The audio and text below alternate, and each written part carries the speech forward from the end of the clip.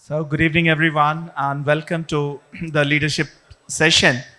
The theme of this session is empowering communities through inclusivity and impact. And I have been told to keep it brief and precise.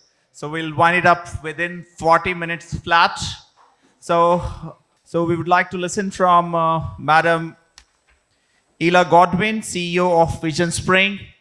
We would like to know what are your initial thoughts on synergizing CSR to focus on empowering communities with special emphasis on inclusivity and impact. So over to you.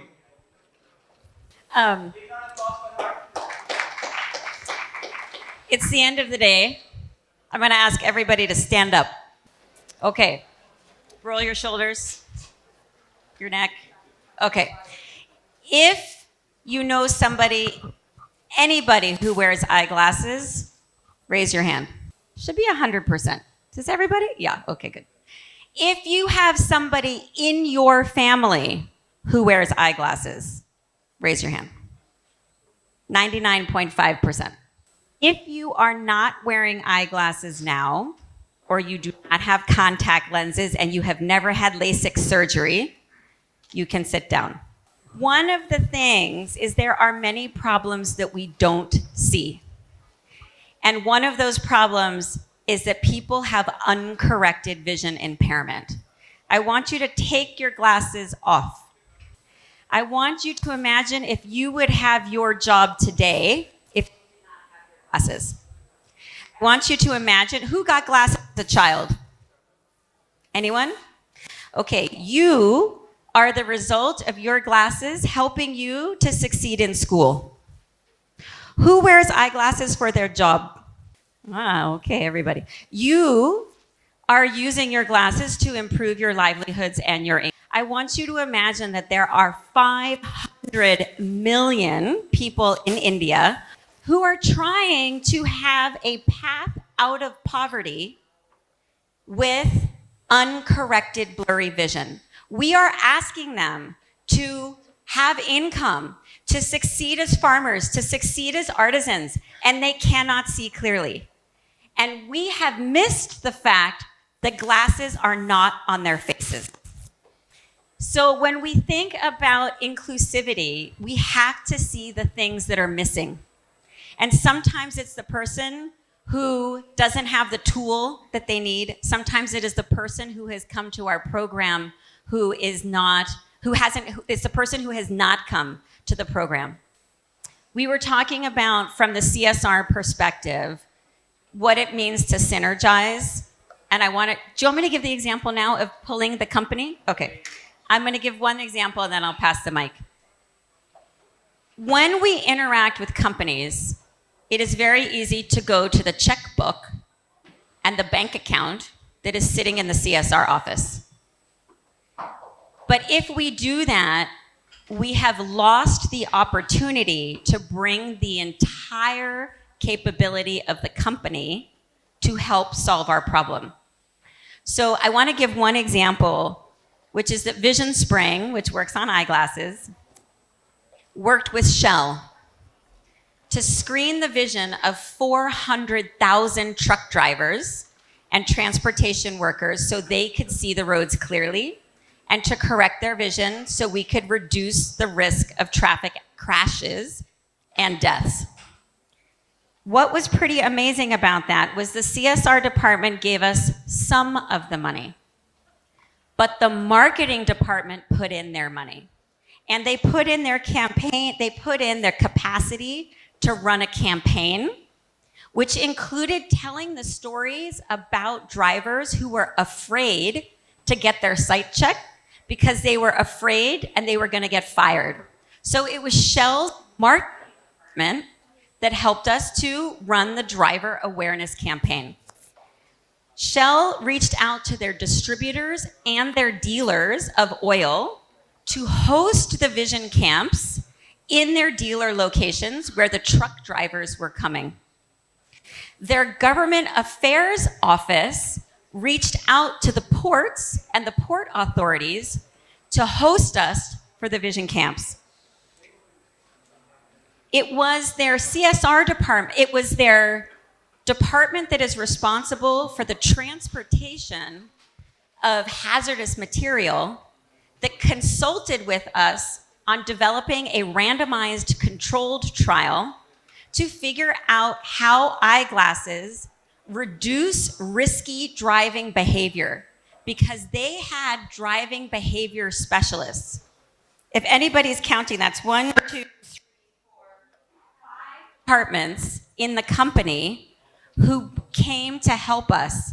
It was not just the CSR department.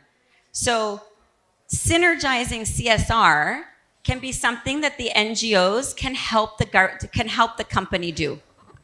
Thank you. I think that was a marvelous way to, bring down the risk of a lot of people by, giving the right set of specs to the drivers. That was a marvelous, impactful and transformative initiative. I think now I will go to the male counterpart now. So we have with us Kumod, who is the chairperson of Center for CSR Studies from Chandragupt Institute of Management, Patna. तो मैं कुमोद जी से पूछना चाहूँगा कि CSR के क्षेत्र में वो अभी क्या कर रहे हैं और कौन-कौन से बदलाव ग्राउंड लेवल पे आप लेकर आ रहे हैं. Over to you. बहुत बहुत धन्यवाद सर. जैसा कि आप लोग जान रहे हैं कि चंद्रगुप्त प्रबंध संस्थान एक प्रबंधन संस्था है और वहाँ पर हम लोग 2008 में हमारा संस्थान इस्टेब्लिश्ड हुआ है. 2009 से हम लोग एक ब्यूटीफुल माइंड करके एक कार्यक्रम चलाते हैं जो हमारे संस्थान के आसपास के जो स्लम के बच्चे हैं उनका वहाँ पे 2 घंटे का स्कूल चलता है और जिसमें उनको कंप्यूटर्स का भी ट्रेनिंग दिया जाता है, स्पोकन इंग्लिश का, ये सारा चीज़ वहाँ बताया जाता है और उसका बहुत ही ज़बरदस्त प्रभाव जो है वहाँ पड़ता है.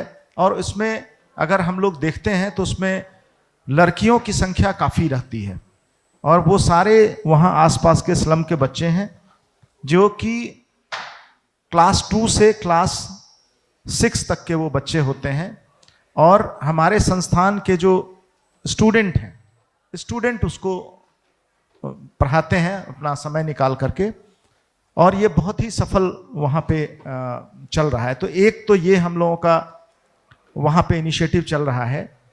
उसके अलावे CIMP जो है वो बिहार में स्टार्टअप इकोसिस्टम को लीड कर रहा है.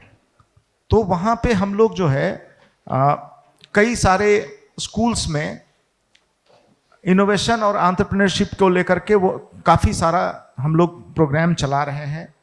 वहाँ एक संस्था है आई सक्षम जो ग्रामीण लड़कियों के बीच जो है वो स्किलिंग का काम कर रही है. तो उन लोगों को भी CIMP जो है वो अपने CSR के तहत उनको गवर्नमेंट के योजनाओं से जोड़ रही है और एंटरप्रेन्योरशिप को लेकर के वहाँ सर्टिफिकेट्स कोर्सेस वगैरह चला रही है. साथ ही एक और हमारा बहुत ही महत्वपूर्ण CSR वहाँ पे चल रहा है. बिहार में जमुई एक जिला है, वहाँ सोनो एक जगह है, प्रखंड है, जहाँ पर कि आदिवासी की बहुत ज़्यादा संख्या है. तो आदिवासी महिलाओं के बीच वहाँ पर हम लोग जो है स्किलिंग का प्रोग्राम चला रहे हैं. चूँकि CIMP जो है वो MSME का भी होस्ट इंस्टीट्यूशन है और KVIC के भी हम लोग टेक्निकल इंस्टीट्यूशंस हैं. तो उसके माध्यम से हम लोग स्किलिंग भी करते हैं और उनको जो है योजनाओं से जोड़ करके और वहाँ पर हम लोग ये कार्यक्रम कर रहे हैं.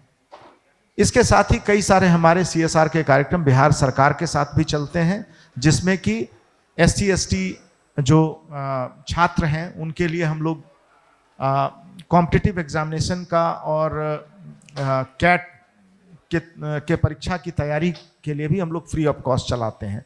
ये सभी काफ़ी वहाँ पे सफल हैं. बहुत बहुत धन्यवाद कुमोद जी आपके इस नायाब कार्यक्रम के लिए. Now welcome to Madam Gitanjali Gorji, who is Associate Leader of CSR and ESG with Kyndryl India. We would like to know your thoughts and views how you are synergizing CSR for empowering the communities with a special emphasis on inclusivity and impact. Over to you. I just want to start with one statement that right now I'm sitting on the third side of the table in last 17 years. My friend Praveen is sitting here. We have seen this space. It has evolved like anything. So I started my career with government. I was part of the rule drafting committee. I don't want to mention because I just want to boast about it. I just want to tell you that how it was envisaged at that time when we were working on the rules. The act was in place in 2014, and then in again 2014, rules came into picture. What was the thought process of corporates was there. So at that time, I mean, I think I can quote it here. During those stakeholder engagement, certainly there was some sort of anxiety was there, some sort of, I mean, they were not very happy, very keen to take it ahead. They were thinking that as if it was a kind of extra tax on them. Then I moved to, I was like handling NGO hub for MCA, where I got an opportunity to deal with NGOs also, to hear from them that what is their perspective. And though we have a lot of NGOs in India, I mean, there is a report which says like for every 600 people in India, there is one NGO. But I got an opportunity to meet really good ones, those who were not having, maybe not having fancy websites, but they were doing really, really good work at the grassroots level. Then now I'm sitting on the other side of table. I'm working as a lead for CSR and ESG for one of the IT, I can say that it is one of the largest IT infrastructure company in India. Now my perception again has changed because now I've realized that what kind of, that's why when somebody asked a question, what has changed in last one decade? Piछle 10 saal mein kya badla hai? So for me, it is all about mindset. And that is, I'm telling you from my personal experience of 17 years, certainly there was some sort of, extra tax kind of feeling was there among corporates. They were not very keen to take it ahead. But now, in a decade's time, they are taking it not just like as a responsibility. Certainly that CSR is all about responsibility, about 2% expenditure. But they are very innovative, sustainable in their approach. And quickly coming to your question, when you're talking about how Kyndryl is doing, let's say, in terms of selecting our projects or building the synergies. So certainly we have certain limitation. That was discussed in the last panel also, that corporate representatives have certain limitations. Let's say we have 3 thematic areas for Kyndryl: future forward education, climate action, and financial inclusion. We have to stick to it. But otherwise, no limitation is there in terms of selecting the right partner who is actually bringing a good change on the ground. Again, it doesn't matter whether it is a big NGO or a small NGO. For us, impact is certainly very, very important. And again, I'm not saying because now I'm like holding position and I'm like representing a corporate, like I'm just sharing on the basis of whatever I have experienced while sitting on all sides of the table so far. And inclusivity, I just don't look it from a lens of gender. In terms of inclusivity, I believe that let's say, I just want to quickly give you an example, what we are doing. We are organizing, or we are implementing rather one project, which is Cyber Rakshak project. We are training 1 lakh rural Indian women, all Sakhis, all Asha workers, all village level entrepreneurs, self-help group members in the space of cyber security, because the kind of frauds, okay, I just want to quickly ask a question. इस room में कोई है जिसने कभी भी cyber security fraud face नहीं किया हो? नहीं किया हो? You have not faced not even any link or anything? Oh, there are 2 hands. Okay. There are a few more. But generally, whenever I ask such question, generally it has happened with me also. Maybe just by mistake clicking a link or some courier fraud or any kind of like call you are receiving. So we are dealing with 1 lakh women. So far, we have trained nearly 30,000 women in the space of cyber security. So we are engaging with government, we are working with NGOs. So we are looking for that kind of partnership where we can reach out to the last, till the last level, just 30 more seconds. The last corner of India. That's why we are partnering with organizations like CSC. In terms of synergies, this is my, I would say my suggestion or my understanding that it's better to go for supplementing government initiatives also. Because government is doing a lot of work, we can certainly look out for certain projects where we can supplement them, support them. So this is my definition or understanding of good partnership synergy and to bring a lot of impact on the ground. Thank you so much. I think that was marvelous insight about your experiences across different sides of the table. And it's now my great opportunity to request Amit Jain sir, who is Assistant Vice President, Corporate Projects and Logistics CSR from Vardhman Group. Good evening, distinguished guests, esteemed colleagues and valuable members of the CSR community. You have already heard so many brilliant speakers, and now we are at the end of the session. I just take another 5-7 minutes just to wind up. And whatever Vardhman Group is doing for CSR and keeping in mind today's topic in mind, that is innovation, inclusivity and impact. I would like to state few things which we are doing in our Vardhman Group. So just to start with the session, the theme synergizing CSR communities this resonates deeply with me. I'm sure with all of us.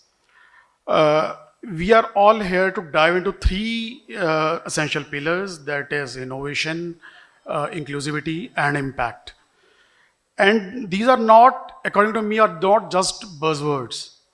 These are lifeblood of thriving, socially responsible corporate ecosystem. Let's start with innovation. In CSR, innovation is not merely about the latest technology or trend. It's about the finding creative solutions that make a real difference. At Vardhman Textiles, we have seen how a small, fresh perspective can change challenges into opportunities. As a part of commissioning and commitment to transitioning from coal to green energy, we have already started working on 80 tons boilers from coal to biomass in our Budni regions. And in Himachal Pradesh, we have a big setup. We have also planned 105 tons of boilers for biomass. I'm glad to share, this will all reduce about 2 lakh tons of CO2 from this kind of this initiative. Secondly, we are very, very focused on the solar part. We are working on a 60 megawatt solar power installation across the group. And I'm really glad that management is so focused for all the sustainable and green energy solutions in the times to come. And we are already implemented 18.5 this megawatt of power, this solar projects in our group units.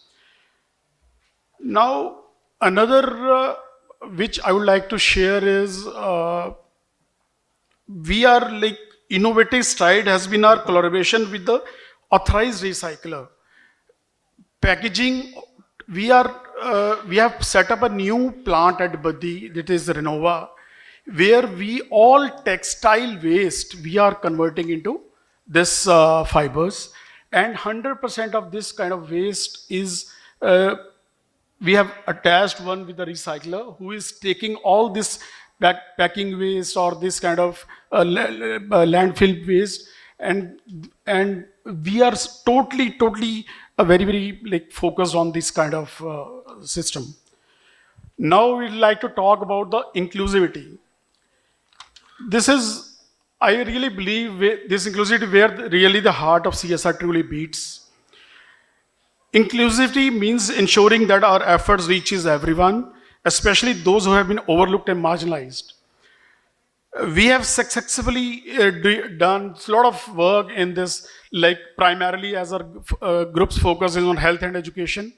We are working on these major area. Apart from this, of course, environment is another which we are primarily very focused, and we are doing a lot of work in this, providing scholarship to those meritorious students who are really those who can't like afford to have. So we have done very like scholarships for these kind of students.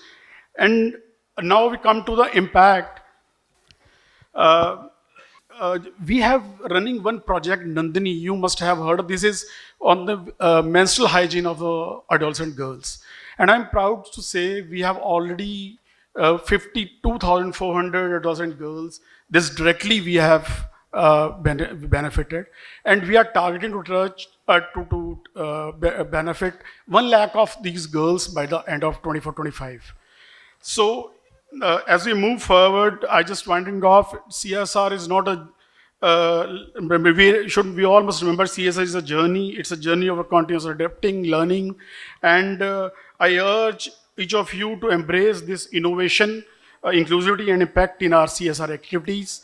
And let's challenge ourselves to think bigger and bolder and make a difference that resonates as far beyond walls of our organizations. Thank you very much. Now, it's my privilege to request Madam Ripudaman Boparai, who is a Global Diversity and Inclusion Lead at FirstSource. I think I'm going to talk about more from a perspective of being a D&I professional.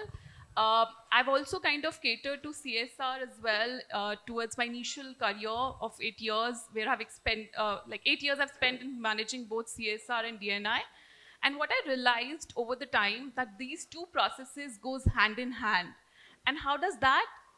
Both D&I and CSR is all about bringing change and creating that safe space, empowering that communities, which is either the employees or the society itself, and ensuring that that environment is equitable for everyone to be there.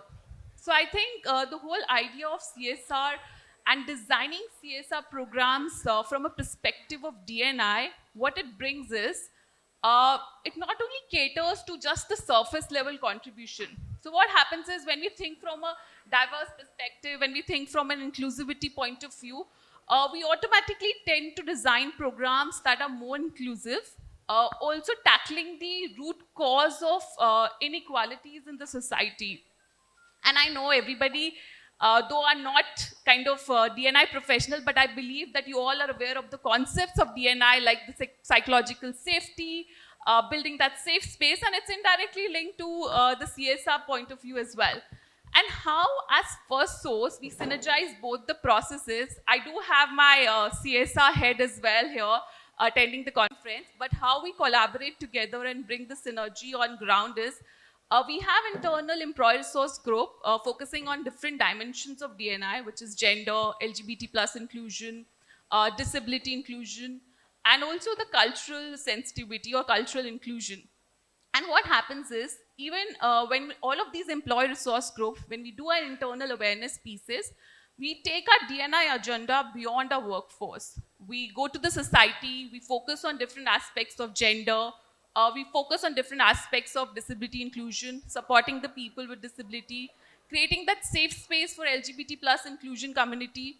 So that's how we kind of synergize both D&I and CSR into picture. So that's why my take on both the perspectives. Now, we will have the last say of Sri Sanjay Sharma ji, Director Marketing and Strategy of Career India. And over to you. Look forward to listen to your views on the same theme. Over to you. We at Carrier run 3 initiatives in different areas. And one is in the area of skill development. Another one is in the area of air quality. And People Baba is not going to like the fact that both these programs are run in Delhi and Gurgaon only, unfortunately. But we do run a third program, which is, much more inclusive and covers a lot of communities, and which is called Green Your School. This is a program we run with the help of IGBC, Indian Green Building Council. Here what we do is we run a competition for school children, and we had about 700 children participating last year in the program. 700 schools participating in the program, and this is a program that we run for last 17 years.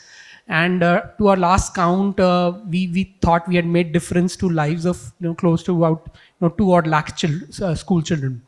Now, what this program does is it invites compete, provide areas of greening their own schools, which is, and it's a competition which is run with. So we provide grants to the winners of the schools. There are about 8 schools who are selected every year, and they're given grants. And whatever ideas they have suggested, those are implemented in their schools. Now, the kind of ideas that children come out with are, very, very interesting. Vertical gardens, bird houses, and there are ideas around technology. People, kids wanting to have occupancy sensors on lighting just to reduce energy in their schools. So very interesting thoughts, interesting ideas come up in all these in these competitions. And every year we have jury members from our organization across the length and breadth of various the country. We have these jury members coming over every year. We have 6 or 7 people who are deeply involved in judging these ideas and eventual implementation of these ideas. And just last year I met one school teacher, and this school teacher is from Kutch, Gujarat. And I was asking him, what do you think, have we been able to make some difference to lives of these kids? And the response I got was very, very, touching. And he said, some of these kids, they've not moved out of their school. They move out of their houses only to, travel to the school just 2 kilometers away. But they've never seen the rest of the world. You made them come to a place. We call them every year to the Indian Green Building Congress, which is sometimes happening in Hyderabad, sometimes in Chennai, sometimes in Mumbai. So we call them there. They present their ideas there. They said you made them travel, forget a train. You make them fly in an airplane. The kind of, and it's not about flying them. It's about the kind of change in their mindset. They see the world, the outside of their school and their home. And this is very touching to me. And I thought, yes, we certainly are making some kind of an impact in some lives at least. And these are students, from remote corners of Gujarat, Assam, Jammu, and even Chennai. These are not only public schools. These are government schools. These are funded schools, private schools. All kinds of schools participate in this kind of a competition, and therefore we feel that this is a program we have been able to run much more successfully than the rest of the ones which we are concentrated in Delhi and Gurgaon for the time being. But yes, this is what we do, and this is what we like to do. Thank you. Thank you very much. That was indeed very touching, that you people are touching the schools and the young minds.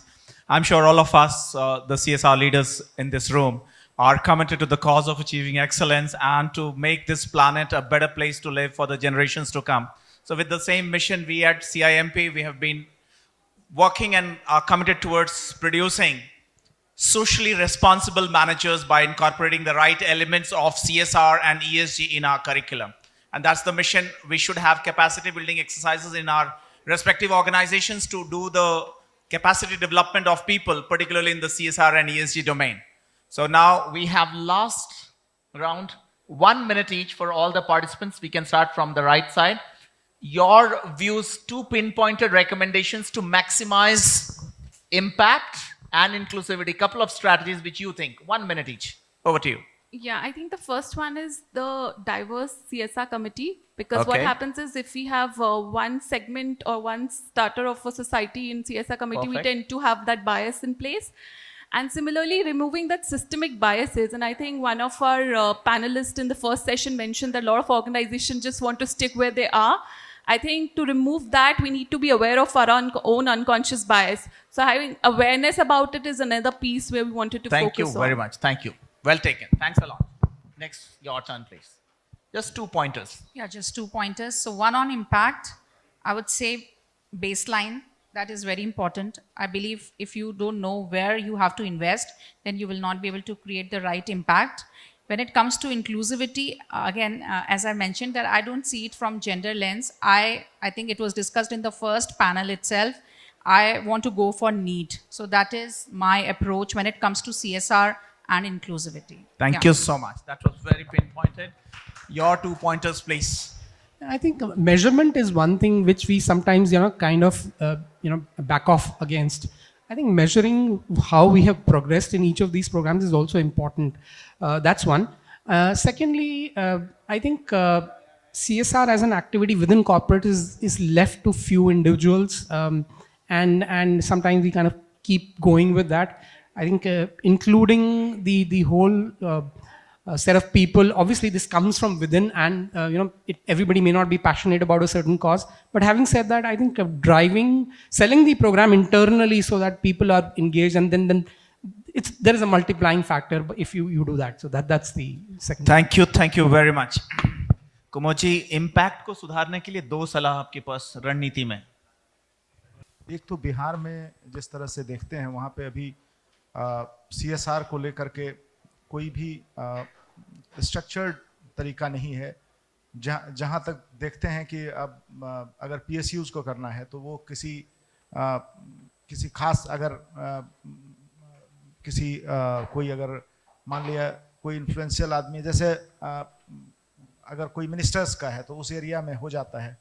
तो हमको लगता है कि वहाँ पर एक तो ज़रूरत के हिसाब से नीड बेस्ड होना चाहिए. Take next one. और दूसरा जो है कि जो भी CSR होता है उसका इम्पैक्ट असेसमेंट के लिए जो है थर्ड पार्टी इम्पैक्ट असेसमेंट जरूर होना चाहिए. Thank you so much. Well taken. So I think we are all talking a lot about data. Yes. Let's pretend that all 7 of us have gotten, for our sector, our sites screened. The CSR sector loves outputs. And we like to talk about how many people are reached. Reach is about ego. And reach is about the numbers that we can put on our logos. We have to put reach aside and we have to start talking about outcomes. So 7 lakh people got screened. It's a nice number. But how many of us actually needed glasses? How many of us had glasses? 1, 2, 3, 4, 5. 5 lakh got glasses. Nice. Okay, good. We have good mobilization. Eyeglasses are an output or an outcome? No, 6, ma'am. She's also having glasses. Oh, 6. I'm the odd man out. Look, okay, so 6, you have good vision karma. Yes. So 6 of us, so 6 lakh people got glasses. Is 6 lakh the output or the outcome? It's the output. Yes. Okay, so it's the output. So what's the outcome? Money. The outcome is money. Why? Because eyeglasses are not a health intervention. Eyeglasses are a livelihoods intervention. If you had to take your glasses off, are you earning more money or less money? You're earning less money. The outcome of the eyeglasses on faces is how much money is in the wallet and the pocket and the mobile wallet and the mobile account of the person in the village. That takes more time. So our wish for CSR is to put the ego metric of reach aside and put money and time into understanding outcomes.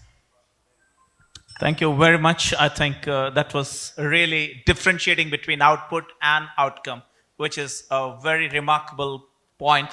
Yes, 2 strategies from your side. I also believe one of the panelists said like baseline. So this baseline study for any, when we choose any project, it's very important.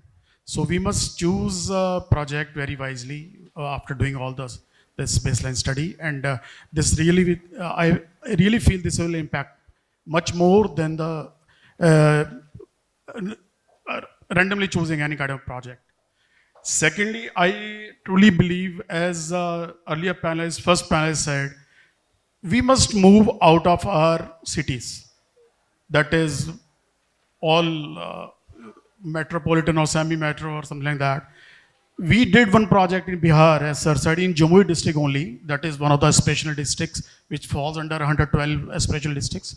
So we made one 100-bedded this ENT block in Jamui, and with all lift and all that facility, so that the people who are coming here, they can be served better that way, going out of Punjab. So we are doing a lot of work in Himachal or MP and this and so many other areas. So really feel all other areas which we have, we will definitely try to work out. And this time I'm really thinking of to put up this in our board meeting, so that we can really do good jobs outside our premises or our facilities. Thank you.